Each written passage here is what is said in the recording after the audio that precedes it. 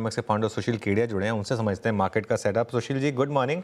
पहले आज global market से शुरुआत करते हैं क्योंकि काफ़ी मूविंग पीसेस हैं यहाँ। डोनाल्ड ट्रंप साहब आ गए हैं और अगले महीने तो वो कार्यभार संभाल लेंगे। उससे पहले ऑलरेडी चाइना और यूएस के बीच में वो tariff war, tit for tat, वो सब शुरू हो गया है। ऐसे में ग्लोबल सेटअप को कैसे देख रहे हैं आप? अनुज, बड़ी घातक सी चार्ट्स हैं ग्लोबल। और इसका मतलब ये नहीं कि अगर अमेरिका में मैं बहुत बड़ा करेक्शन होता देख रहा हूं तो उसका इमीडिएट मतलब है कि तुरंत की तुरंत निफ्टी भी उतना गिर जाएगा। उस पर हम बाद में आएंगे। एक बार चार्ट्स को देखते हैं, बड़ी रोचक चार्ट्स हैं। टीसीआर अगर हो सके तो आप कृपया इस चार्ट को दिखाइए, नैस्डैक की। मेरे स्क्रीन पर है। हाँ, देखिए ये जो टर्मिनल ट्रायंगल पैटर्न बन रहा है, इसके अंदर 1% संभावना होती है कि ऊपर तक ऊपर चलता चला जाए, और 99% संभावना ये है कि नैस्डैक करीब 20% गिर जाएगा तरीके से। तो अगर ये 20% का फॉल नैस्डैक में आता है, 17,000 तक का नैस्डैक हो जाएगा। इसीलिए आईटी स्टॉक्स में मंदी है, ये सोचना गलत होगा। आईटी स्टॉक्स की चार्ट सब तैयार है इंडिया में, नैस्डैक पे मत जाइए। सिमिलरली एसएंडपी की भी चार्ट जो है, अब बड़े करेक्शन की तैयारी कर चुकी है। आप देखो, सेम टर्मिनल ट्रायंगल पैटर्न है। और सबसे ज्यादा खतरनाक चार्ट जो है, पीसीआर बने रही है। मैं एक चार्ट और दिखाना चाहूंगा। यूएस इंटरेस्ट रेट्स भी जो है, अब कूदने के लिए ऊपर तैयार है। ऊपर कूदने के लिए तैयार है। पता नहीं मार्केट इस बात की तैयारी कर चुका है कि ट्रम्प साहब बड़े कठोर निर्णय लेंगे आते के साथ, या कोई बड़ी ग्लोबल घटना हो जाएगी। ये आने वाला समय बताएगा। पर देखिए, ये हम अगर यूएस 10 ईयर बॉन्ड यील्ड की चार्ट्स में देख रहे हैं, 4.9 तक की हम उछाल की संभावना देख रहे हैं। और ये किसी भी दिन अचानक शुरू हो जाएगी आजकल में।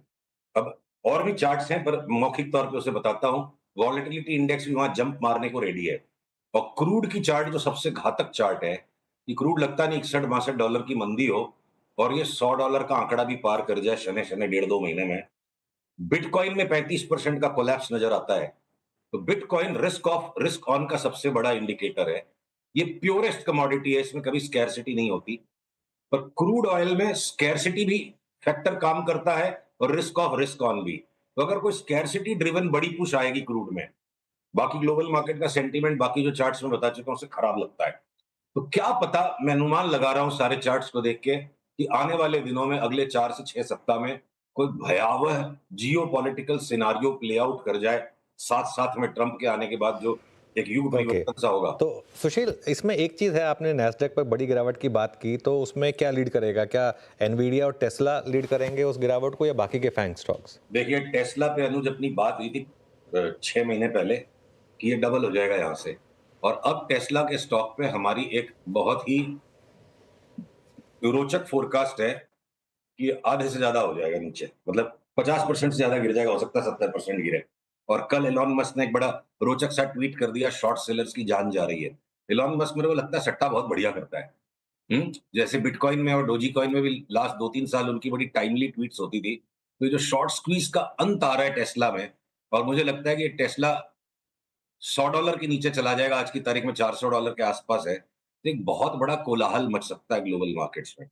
और ये जो कंसेंसस है ना, कि गवर्नमेंट फेवरेबल आ गई, और ये पॉजिटिव गवर्नमेंट होती है नॉर्मली स्टॉक मार्केट्स के लिए, टैक्सेस के लिए, और बिटकॉइन भी भाग जाएगा और टेस्ला भी भाग जाएगा, क्योंकि इलॉन मस्क की तो बल्ले बल्ले है।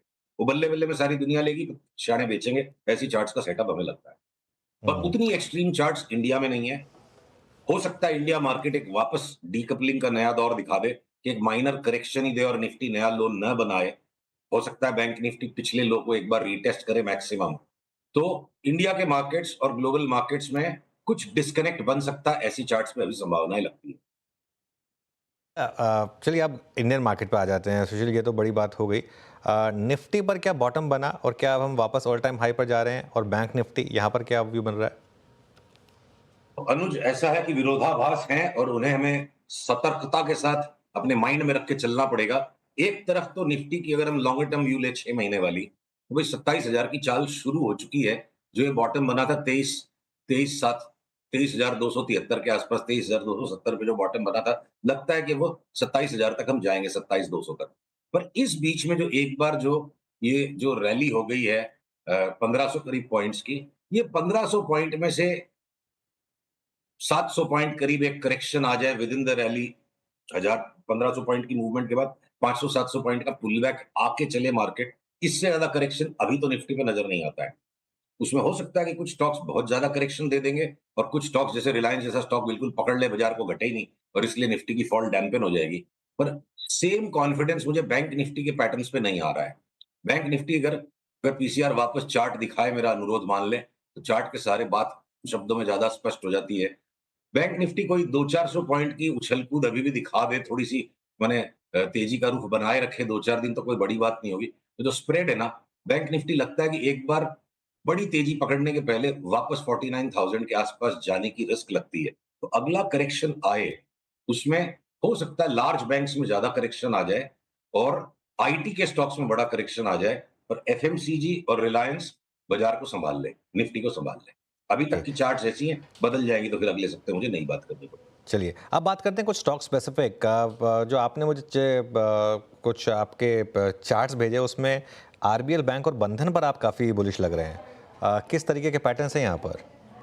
देखिए, आरबीएल बैंक में ना, अगर पैटर्न्स की बात हो रही है, पीसीआर को वापस चार्ट दिखानी पड़ेगी। देखिए, आरबीएल बैंक में ये जो लेग आया था नीचे से, आ रही है चार्ट स्क्रीन पर, देखते हैं। 2022 में जो ₹75 के भाव से ₹300 तक भागा था, 400 फोर बैगर हो गया स्टॉक 2 साल में। और उस समय भी यही सवाल था जब हमने बात करी थी कि ₹300 हो जाएगा। भाई ऐसा क्या आ जाएगा बैंक में? तो कोई भी आसमान को फाड़ देने वाली या धरती को हिला देने वाली कोई भी न्यूज़ डेवलप नहीं हुई, फिर भी स्टॉक 4 गुना हो गया। ये 4 गुना होने के बाद इसकी जो एक साइकिल करेक्शन की आ गई, अब मेरे को लगता है वापस ये 150 के आसपास का जो बॉटम बनाया है, ये स्टॉक दोबारा 4 गुना होगा यहाँ से। कारण क्या आएँगे? वो कारण जाने बिना अगर हम व्यापार नहीं कर सकते, तो ठीक है, ये मासूम लोगों का स्टॉक है, ज़रूरत से ज़्यादा बुद्धिमान आदमी इतना बड़ा पैसा नहीं बना सकता कभी भी। तो पैटर्न बता रहे हैं, ये जो लो था, इस लो को मैं 146 को स्टॉप लॉस रख के मैं अगले 2 साल में 500 से ₹700 तक की चाल का इंतज़ार करूँगा। 4 बैगर यहाँ से लगता है।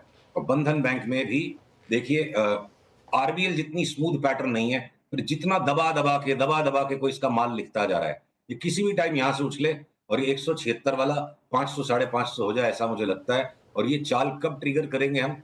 एक्यूमुलेशन हो जाने दीजिए। जब ये लाइन तोड़ेगा 190 के ऊपर, जब बंधन बैंक चलेगा, डिलीवरी उठा के हम बैठ जाएंगे, 500 तक हिलेंगे नहीं। ऐसे पैटर्न्स हैं इसमें। ओके, तो आरबीएल बैंक और बंधन बैंक में शानदार पैटर्न्स हैं। तो सुशील, बहुत बहुत शुक्रिया आज हमारे साथ जुड़ने के लिए। अगले मंगलवार आपसे फिर बात करेंगे। अभी के लिए हमारे पास यहाँ इस शो में समय समाप्त हुआ।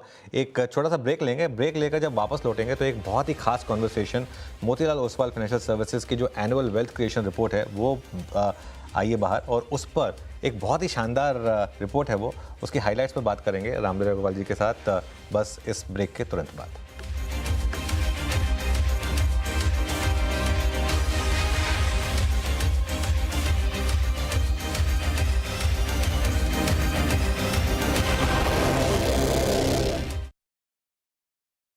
कि अगर नेक्स्ट 6